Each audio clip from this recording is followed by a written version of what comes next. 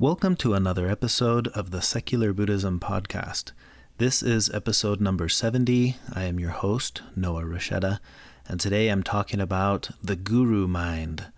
That is to say, the mind that seeks a guru.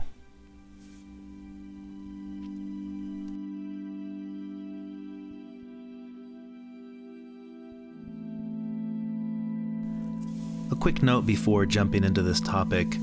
If you're listening to this podcast, it's probably safe for me to assume that you are also interested in the essential concepts of Buddhism and how they relate to your daily life. One of the goals of the podcast is to take Buddhist concepts and teachings and then explain them in a way that's easy to understand and practical for everyday life. In addition to the podcast, I've also written a book to help with this process. And with the book, No Nonsense Buddhism for Beginners, you'll gain a fundamental understanding of Buddhism and how to apply the philosophies in your everyday life. And the book consists of a simple 4-part structure addressing the different aspects of Buddhism, the Buddha, key Buddhist concepts, the Buddha's teachings, and current Buddhist practices. It's written in a straightforward questions and answers format that simplifies the vital concepts of Buddhism into easy to understand ideas. It also includes what I call everyday Buddhism sidebars. And these are little anecdotes that make Buddhism a little less abstract by offering down-to-earth examples from my own everyday life. Presented in a simple conversational style, the information and guidance in No Nonsense Buddhism for Beginners provides the groundwork that is necessary for building or continuing your own Buddhist practice. You can learn more about the book by visiting everydaybuddhism.com. A secondary note that I haven't mentioned in a while is the quote. Remember the Dalai Lama's advice, do not use what you learned from Buddhism to be a Buddhist. Use it to be a better whatever you already are. And I want to emphasize this. The world doesn't need more Buddhists. The world just needs more people who are awake and aware of things, people who are striving to have more understanding, people who want to strive to make the world a better place by being more conscious, more kind, more compassionate, more willing to listen and see more deeply, and ultimately to see the impermanent and interdependent nature of all things. We're all in the same boat here, the boat planet Earth. And given that today is Earth Day, and I'm recording this on Earth Day, I wish we could see ourselves as just earthlings and not be so divided by our isms. I'm reminded of a quote by Dr. Mark Epstein, who he asked, what is the difference between a Buddhist and a non-Buddhist? And then he goes on to answer, the non-Buddhist thinks there's a difference. And unfortunately, I know a lot of Buddhists or practitioners of Buddhism who don't quite understand what this means. In a way, this is implying that even if you see yourself as a Buddhist, you still don't get it because you see yourself as separate from being a non-Buddhist. It's just a fun thing to consider today. What are the labels that separate me from others? What are your isms? And again, this isn't to say that we need to get rid of all of our isms. I don't know that that's possible, but the attachment that we have to them. I like to view Buddhism as something that I practice. It's something that I teach. It's something that I really enjoy, but it's not something that I am because I'm just me. And while today I follow this path, 5 years ago I didn't. 10 years ago I had no clue what any of this stuff, any of these topics were, and I would have identified as something else. So whatever the ism is, hold loosely to it. Hold it, but hold it without the death grip. So enough about labels. The topic I've prepared for today is called Beware of the Guru Mind. And what I'm trying to get at with this topic, all of this started because there was a lot of hoopla about a show that came out on Netflix called Wild Country. And it's the story of the Rajneeshis, a group that came from India with following their leader Osho, now known as Osho. At the time, his name was, I think, Rajneesh. But anyway, it's a group of kind of, I don't know if Buddhist is the right word. They followed a lot of tenets of various religions. A lot of people would say they were a cult. But at the end of the day, what happened is you had an influx of a specific group into a small community, and it really disrupts the community. And this documentary paints the picture of, on both sides, what was happening to the small community that was being absorbed by this larger group, an influx of people who believe very differently than you. And I can see this, playing out, how difficult it would be, because I live in a small community, a very small community, and we deal with the influx of people coming in from the city and building developments and homes. And I hear people in the town that are frustrated with that. Their way of life is changing because of this influx of people moving in.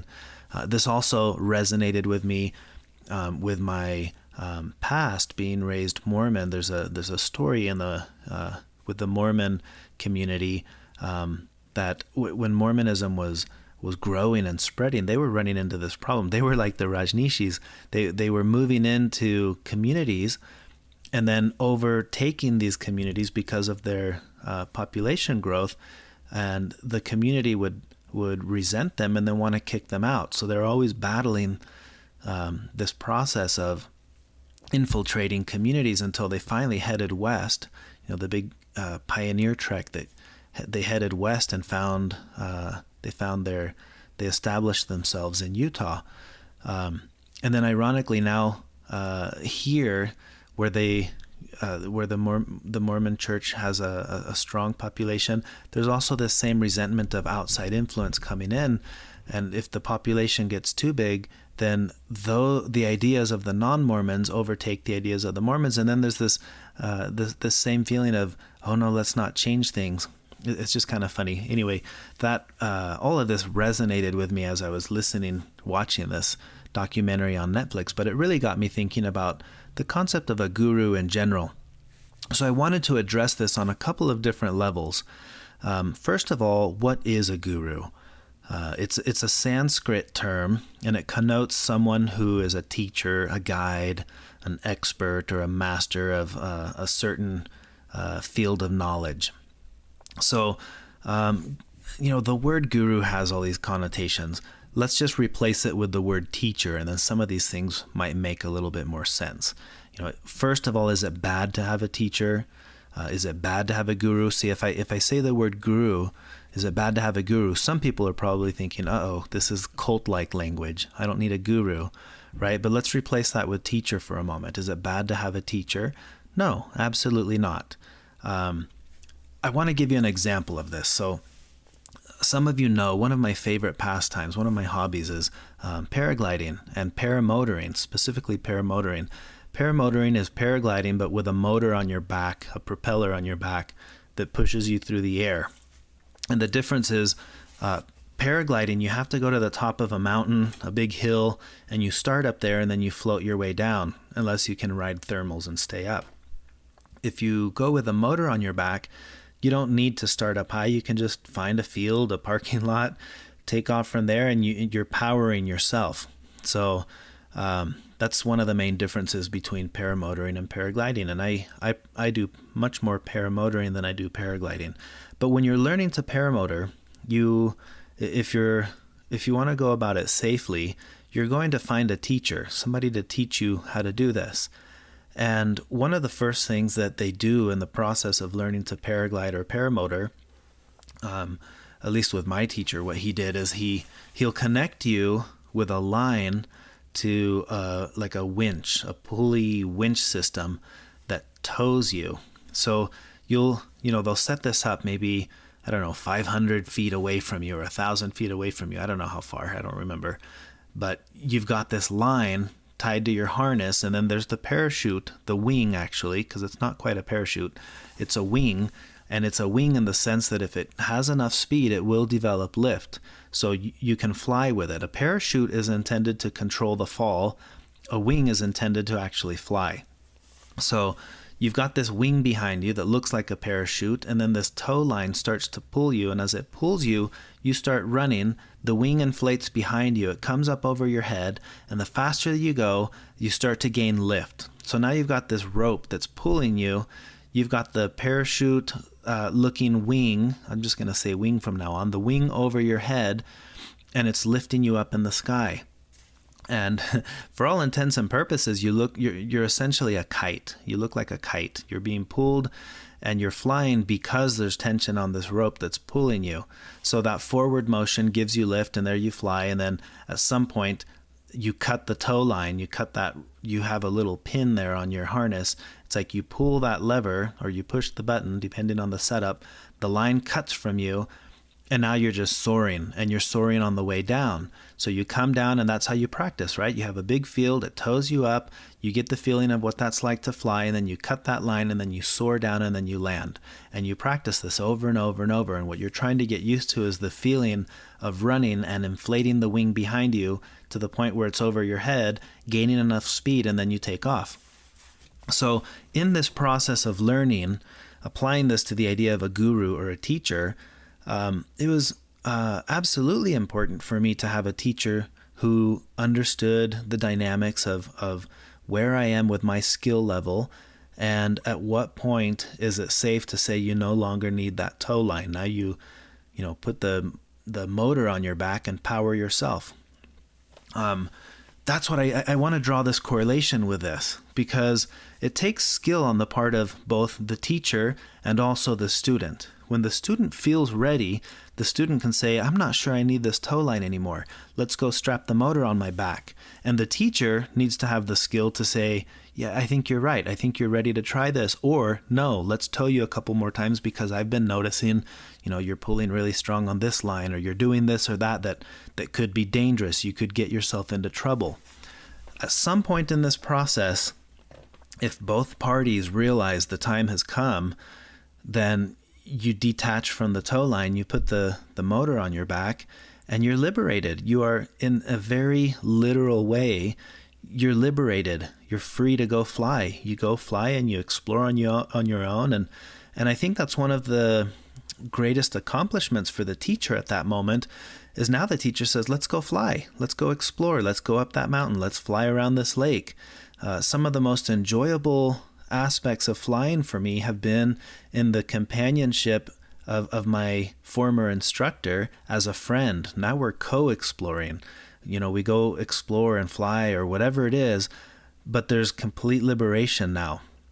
There may still be some guidance in those first months and years where it's like, hey, you've gotten really good, but I notice you have this tendency or that tendency. But at some point, you become equals. You both are just pilots and you fly. And I've thought about this in the spiritual sense, like with Buddhism, for example. That's very much how it should be. The job of the teacher is to know when to cut the tow line, liberating the student. And I like the analogy of going from kite to bird, because I've heard it said before that sometimes the guru can be a person, the guru can be a system, it can be an ism, right? It could be your belief system, it could be a lot of things. But when we create a dependency on it, that tow line, so to speak, that's not necessarily a bad thing. But just imagine this as a visual. There's nothing more sad than taking a kite that's flying perfectly and then cutting that rope. Because the moment you cut that rope, what happens to the poor kite? It flips and flops and comes down and lands and crashes, and it's no longer flying, right? It's detrimental to the kite to not have that line. But it's also detrimental to a bird to have the line. Let's say you have a bird now and it's up there soaring. There's nothing more sad than the picture of a bird with a string tied to it, and it can't escape the distance of that string. And some would say, I've heard it said before, hey, your religion, your belief system, it's like this tow line, and you are the kite. And this is what allows you to fly and gain altitude and to soar there in the wind. But the moment that you detach yourself from your religion, you're going to come crashing. And it's like, okay, that's a good analogy in a sense, but the false assumption for me, in my personal opinion, is this takes some skill in knowing, am I a kite or am I a bird? Am I, was I a kite that just figured out, oh my gosh, I have wings and they flap. Okay, now I'm a bird. Now I don't need that line. Or the flip side, right? Maybe it's thinking I'm a bird and realizing I just keep coming crashing down. maybe I'm not a bird. I'm more of a kite. Oh, I better find the right tow line that keeps me in the wind and keeps me, soaring. It's not to say that you need to be one or the other. It's more along the lines of figuring out which one are you. Because if you're a kite, you may want a tow line. You may need that rope. If you're not, then you may not need the tow line. And I encounter this all the time because I think sometimes there's this assumption that the concepts that I'm teaching with Buddhism, especially secular Buddhism, are an indication that the right direction is to go from kite to bird. And I don't think that that's true. If we're being completely honest, we all know that some people are kites. They need the line. They need the rope that helps them know what to do, what not to do, who to be like, who not to be like. And some people are birds, and the tow line becomes a hindrance. And treating everybody like birds is wrong, and treating everybody like kites is also wrong. So I want to clarify that. For me growing up, I had a tow line, a very efficient tow line, a belief system that was rigid. It helped me to know, go this way, don't go that way, do this, don't do that. And I think perhaps one of the most important aspects is it gave me a model to follow. Anyone who is raised Christian knows the expression, what would Jesus do? And for most intents and purposes, that's a safe bet, right? That's a good example of what you should or shouldn't do that's going to minimize suffering for yourself and others. But it's not always the case. And for me, this is why. Because the truth of the question, what would Jesus do? Or apply this to Buddhism or any other system, right? What would the Buddha do? Is that the answer to that question is, I don't know. That's the true answer. But the answer that most of us get, we're getting from a guru, right? The guru who says, well, I'll tell you what he would do. This is what he would do. So when I'm answering the question, what would the Buddha do? Really, I'm inserting the answer of what you say, what you're telling me that the Buddha would do. Whoever my guru is, right? Whoever your teacher is, your priest, your prophet, your Zen master, whoever your guru is, that's the real answer to the question. What would so-and-so do? What so-and-so tells me so-and-so would do. That's the truth, right? Because the real answer, what would so-and-so do? I don't know. I didn't know so-and-so. I don't live in that time. So for me, this becomes a really important thing when it comes to introspection. I want to know, what would I do? What would I do, and why would I do it? Why would I do it? Why would I not do it? Buddhism is an invitation to look inward. It's an invitation to discover for yourself that you are the greatest guru, right? This is something that I really enjoy about Buddhist concepts and Buddhist teachings. When you study the life of the Buddha, and I've alluded to this before in the podcast, but I think it makes a lot of sense to bring this up in this specific episode, in this specific context.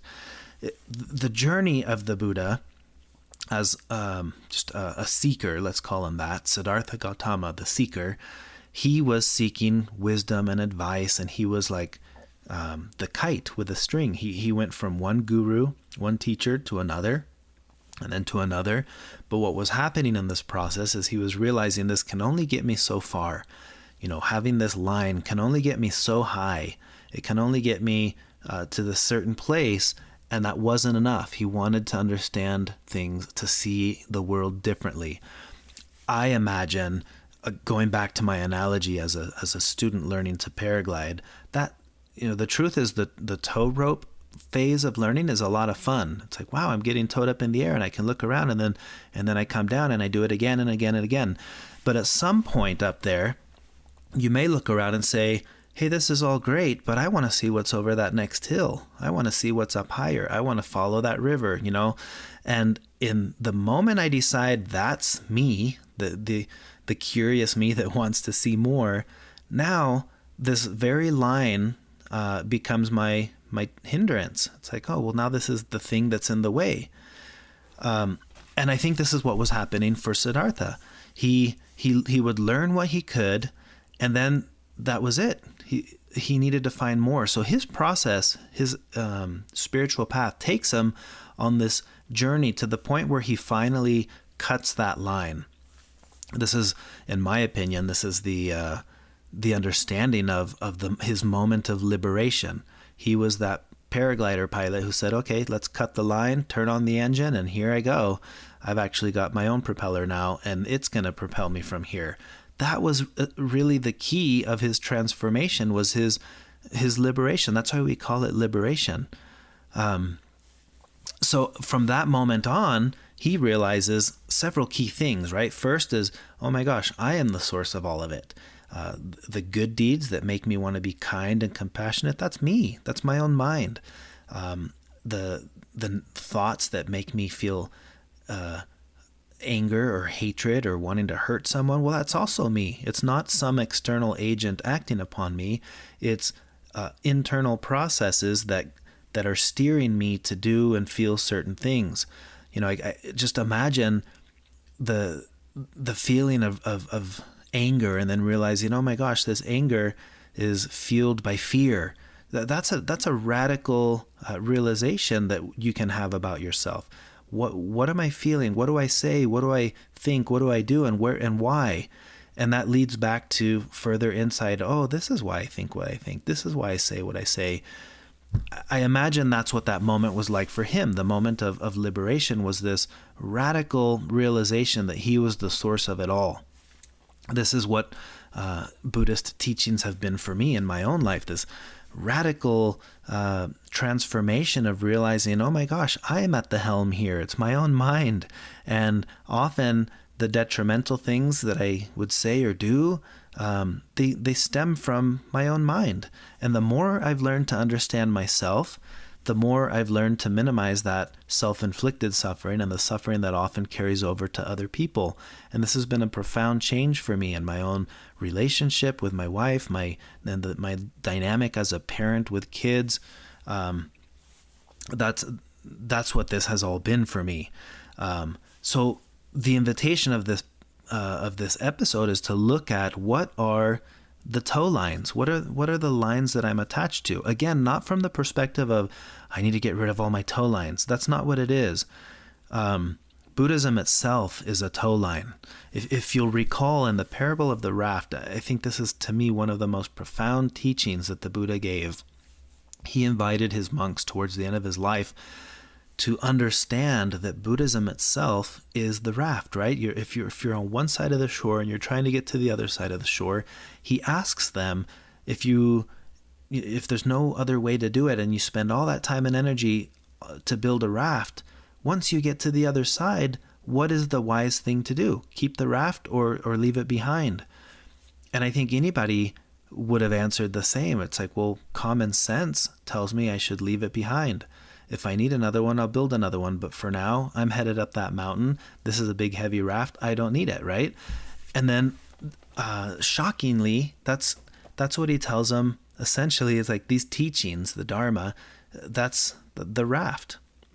And you can make the raft your obstacle.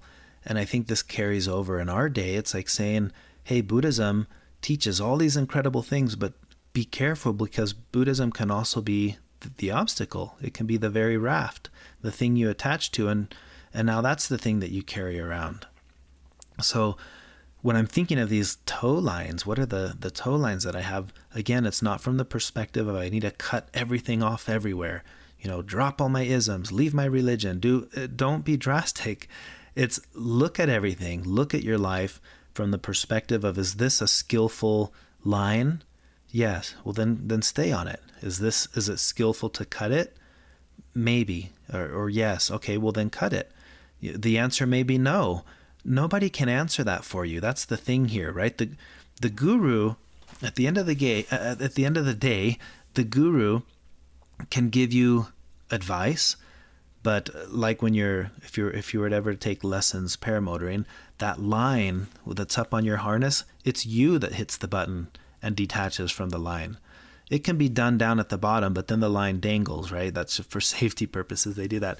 But what I'm trying to get at is, working with a teacher can be very powerful.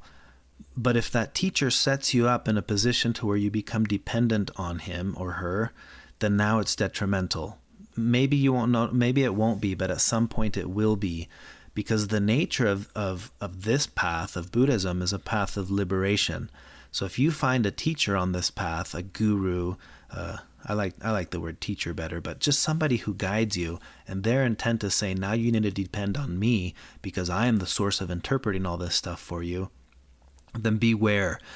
And when I say beware, I truly want to make this pointed towards yourself, right? It's not beware of that teacher. It's beware of yourself thinking, do I really need this? Do I need a teacher? I think I mentioned it before, but the invitation here, that to beware of the guru mind, it's an invitation to look inwards. Who is the one looking for the guru? I'm less concerned about the guru than I am about the me that thinks I need the guru. Who's that? Who's the one looking for the guru? Buddhism always tries to point things back towards you.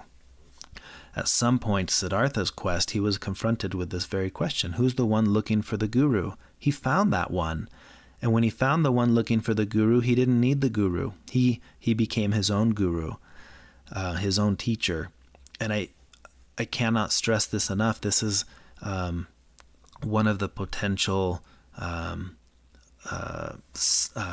consequences of studying this stuff is you'll discover that you are your greatest enemy and your own best friend. It's you.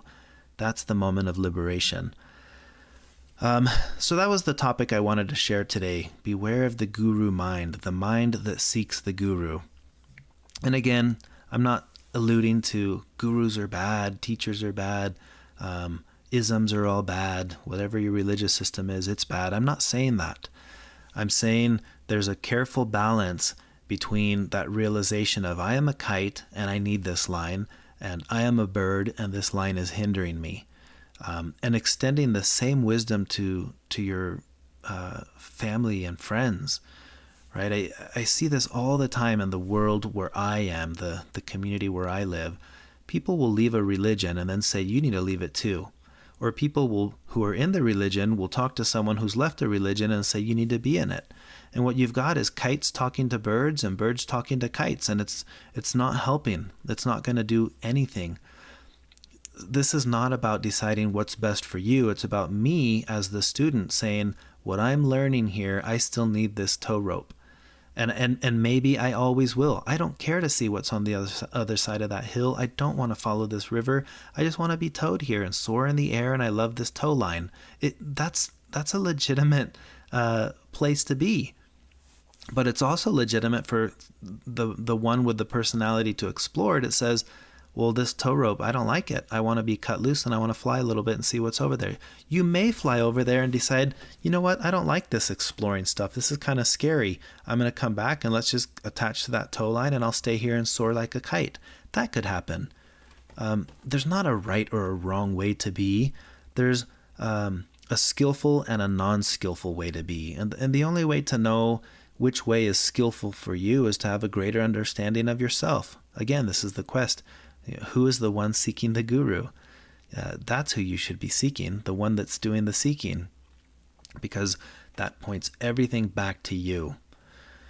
So that's the topic I had prepared for today. Hopefully some of that makes sense. I know sometimes these concepts get a little, I don't know what the right word is, but they can be hard to understand because what people will listen and say, well, I just want to know, do I do this or do I do that? Do I follow someone? Do I not follow someone? Should I believe? Should I not believe? Should I have a teacher? Should I not have a teacher? And there's not an answer to any of those questions. Again, point it inwards. Who's the one who's looking? Seek the one who's seeking. There you will find all of the insight you're looking for. When you discover, when you seek the one that's seeking, you look inward. That's my invitation for today. Following up my invitation being Earth Day, try to see yourself for a little bit as just an earthling. You and every other creature on this planet, we share that in common. This is our home. This is our pale blue dot, as Carl Sagan would say. This is our home. What can we do to be more skillful in how we deal with each other, with our ideologies, our beliefs, our opinions, our political views, whatever it is? At the end of the day, we're just earthlings, and we're all here. We're all trying to figure it out. And we're all just trying to make this work. How can I be more skillful in that process from my little corner of the world? That's my invitation to you. And that's the topic I have for today. If you enjoyed this podcast episode, please feel free to share it with others. You can always write a review, give it a rating in iTunes. And if you'd like to join our online community, you can visit secularbuddhism.com/community.